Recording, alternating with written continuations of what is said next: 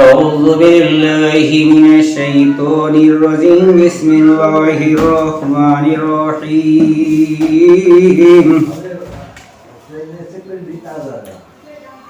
পবিত্র মাহে রমজান, 9 মাহে রমজান পবিত্র আমার মাস একটা আমরা পেয়েছি, বরকতময় মাস। আল্লাহ কোরআনে পবিত্র কোরআনে জানিয়ে দিয়েছেন রমজান সম্পর্কে।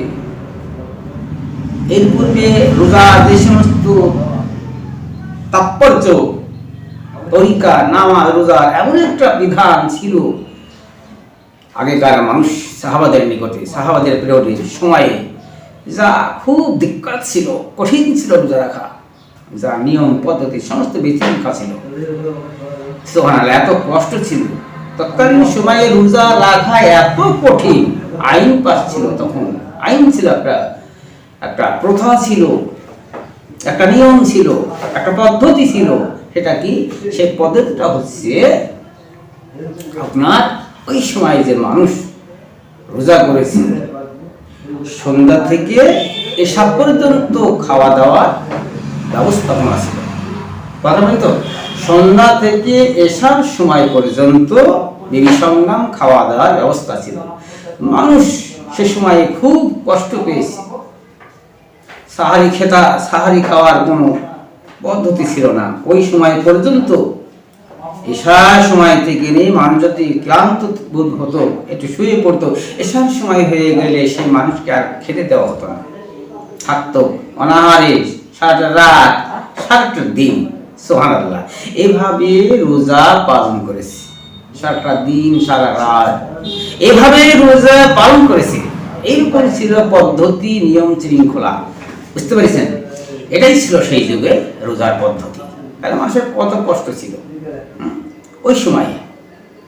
এক সাহাবা ছিলেন আপনার, হ্যাঁ, যে সাহাবাটা এত কষ্টই রোজা করেছেন।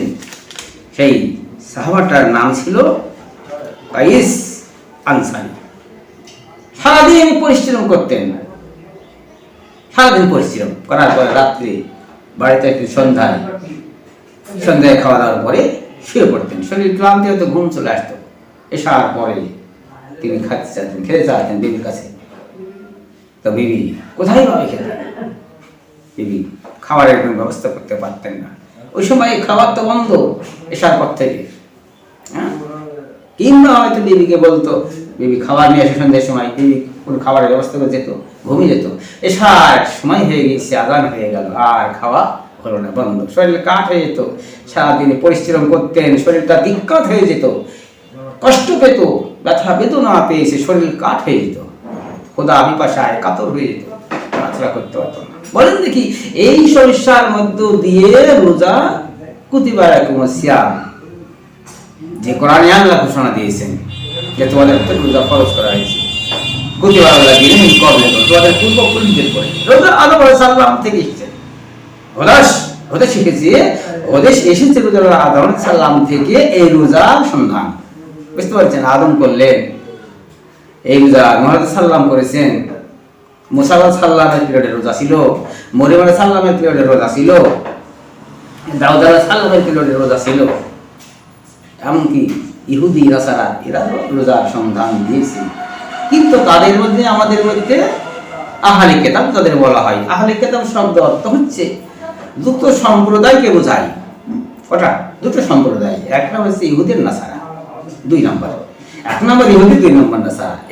এরা কিন্তু রোজার আগে অপাস রোজা, আত্মসিদ্ধ রোজা, কিন্তু এরা কিন্তু পানহা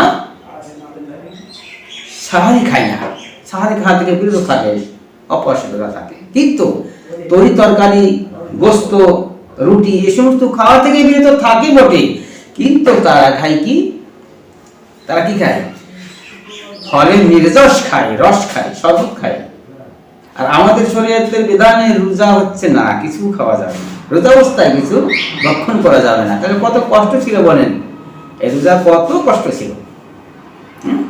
এইভাবে রোজা করেছে, তারাও রোজা করেছে, এটা প্রমাণ আসছে। আর আমরা মুসলমান রোজাকে রমজান মাস পেয়ে রোজা করিনি। যদিও তোমরা রোজার মাসকে পাও, আল্লাহ হাজির থাকো, রোজা করো। যদি তোমরা রমজান মাসকে পেয়ে থাকো তাহলে তোমাদের প্রতি রোজা রাখা ফরজ। তাই এইভাবে সাহাবারা রোজা করেছি, কষ্ট করে রোজা করেছি। ভাই মুসল্লিগণ, এই রোজা আমাদেরকে রাখতে হবে। আল্লাহ এইভাবে কষ্টতে রোজা করিয়েছিলেন তার সময়, বুঝতে পারছেন? এইভাবে কষ্ট করে বিবি সঙ্গম থেকে বিরত, তাদেরকে খেতে দেওয়া হতো না, সাহারি খেত না, না খেয়ে রোজা করে দেয় সারাদিন। হ্যাঁ, এইভাবে রোজা পালন করেছি, দেখলো খুব কষ্ট। তৎকালীন সময় রোজার পদ্ধতি ছিল, বুঝতে পারছেন, খুব কঠিন। কিন্তু পক্ষান্তর সময়ে এই সহজটা কোথা থেকে আসলো? এটার প্রমাণ কি? আমরা সাহারি খাই, এই রোজা রাখার প্রমাণ হাদিস কোরআন আছে কিনা? কি যুক্তি সংযুক্ত কথা তো নাকি? যে আমরা যে সাহারি খেয়ে রোজা রাখি এর প্রমাণ কোন দলিল পত্র আছে কিনা? তাই আপনাকে দলিল দিতে হবে। থাকলে আল্লাহ তাআলা কোরআন শরীফের মধ্যে সূরা বাকারায় পরিষ্কার ঘোষণা করে দিয়েছেন। আল্লাহ বলেছেন যে তোমরা সাহারি খাবে, সাহারি খাওয়ার মধ্যে বরকত আছে। আয়াত তখন নাজিল হয়েছিল না, পরক্ষান্তর সময়ে আয়াত নাজিল হলো। ভাই দিনদার মুসল্লিগণ, ভালো করে শুনবেন। ওয়াকুলু ওয়াশরাবু হাত্তা ইয়াতাবায়্যানা লাকুমুল খাইতুল আবয়াদু। সুবহানাল্লাহ। তোমরা খালি থাকো, পান করতে থাকো, এতে থাকো, পান করতে থাকো। আল্লাহ কোরআনে জানাচ্ছে খাইতুল আবয়াদু, সাদা রেখা থেকে শুরু করে, হ্যাঁ, খাইতুল আবয়াদু মিনাল খাইতিল আসওয়াদি মিনাল ফাজরি। আল্লাহ পরিষ্কার জানিয়ে আয়াত নাজিল হয়ে গেল। তোমরা খেতে থাকো, পান করতে থাকো, সাহারি খাও, কতক্ষণ পর্যন্ত? কালো রেখা থেকে শুরু করে সাদা রেখা প্রকাশ বা পর্যন্ত, সুবহানাল্লাহ, ফজর পর্যন্ত। বুঝতে পেরেছেন? এই ফজর পর্যন্ত খাওয়ার পদ্ধতি আল্লাহ সাহারির খাওয়া আইন ঘোষণা করে দিয়েছে বাকারার আয়াত। আল্লাহ পরিষ্কার করে জানিয়ে দেবেন, তোমরা খাও, পান করো, কোনো অসুবিধা নেই,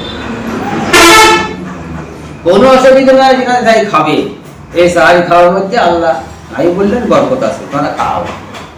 সাহাবা বলল, হুজুর, আমরা এই খাবার যদি আমরা মধ্যে কয়েকদিন অসার রোজা করি, অসার রোজা বোঝেন তো, সাহারি না খেয়ে কয়েকদিন থাকবে একাধারে, এক লাগাতার একাধারে কয়েকদিন রোজা থাকবে, মধ্যখানে সাহারি খাবে না, 2 দিন 3 দিন রোজা রেখে যাবে খালি, একে অসার রোজা বলা হয়। সাহারি না খেয়ে রোজা রাখা, হ্যাঁ, এইভাবে রোজা আল্লাহ নবী বলেন না, এটাতে শরীরে তোমাদের পতন হবে, তোমরা চলাফেরা করতে পারবে না, কোনো কাজকর্ম করতে পারবে না, শরীরের মধ্যে একটা ভাঙন ধরবে, দুর্বল হবে, অতএব এভাবে রোজা রাখা যাবে না। এটা আল্লাহ খুব তুলনা ঘটনা করে দিয়েছে, তোমরা খাও, পান করো। সাহাবায়ে ইমাম কত ভোল্টেজ ছিল জানতে চাইলেন নবীকে, কিন্তু নবী নির্দেশ দিলেন না, বলে এভাবে রোজা রাখা যাবে না, সাহারি খেতে হবে, সাহারির মধ্যে বরকত আছে, ইফতার করতে হবে, ইফতারের মধ্যে বরকত আছে। যারা ইফতার তাড়াতাড়ি করে তারা আল্লাহর ভালোর মধ্যে থাকে, নবী বলেছেন। আর যারা খুব সাহারি দেরিতে খায় তারা আল্লাহর ভালোর মধ্যে থাকে। তার ইফতার করতে হবে সঙ্গে সঙ্গে সূর্য ডুবার সাথে সাথে, দেরি করা যাবে না, তাখির করা যাবে না।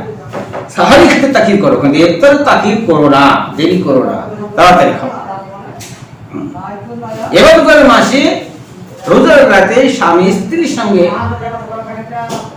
শরীয়ত বিধান অনুযায়ী এটা বৈধ আছে কিনা মিলন হওয়া, অবৈধ না এটা বৈধ হবে, এটা অবৈধ হবে, এটা বৈধ হবে, এটা যাই হবে না তাই হালাল হবে না হারাম হবে, সে সম্পর্কে দলিল কি আছে?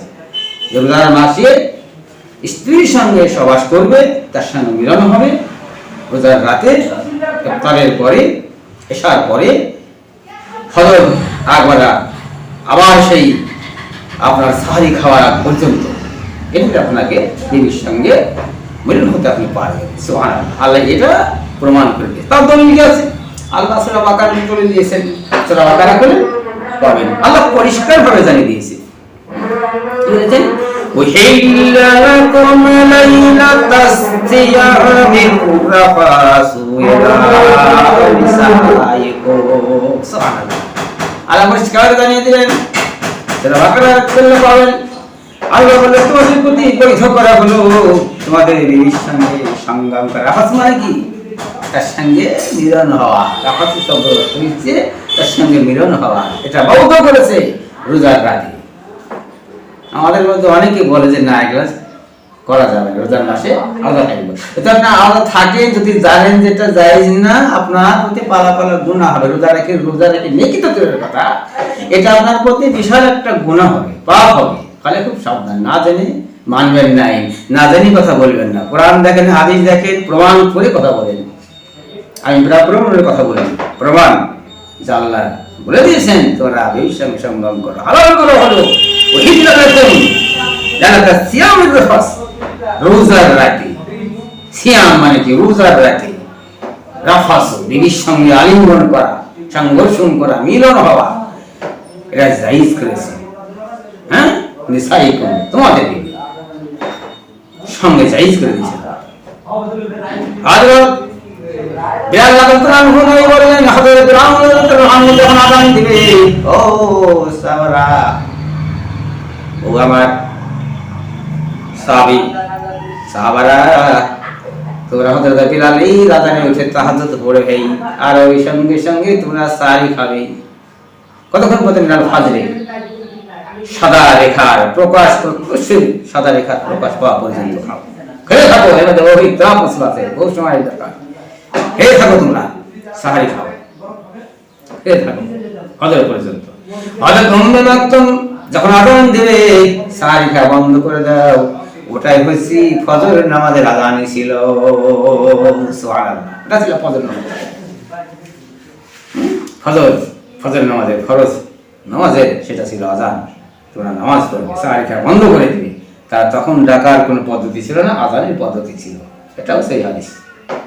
ভাই ইমানদার দিনদার, আমরা যথাযথভাবে আল্লাহর যেটা কোরআনে আমাদেরকে সাজেশন দিয়েছেন সেটাই আমরা মেনে চলবো। আল্লাহ আমাদেরকে মানার জানার তৌফিক দান করুন। সংক্ষিপ্ত সময় আল্লাহ তাআলা আমাদেরকে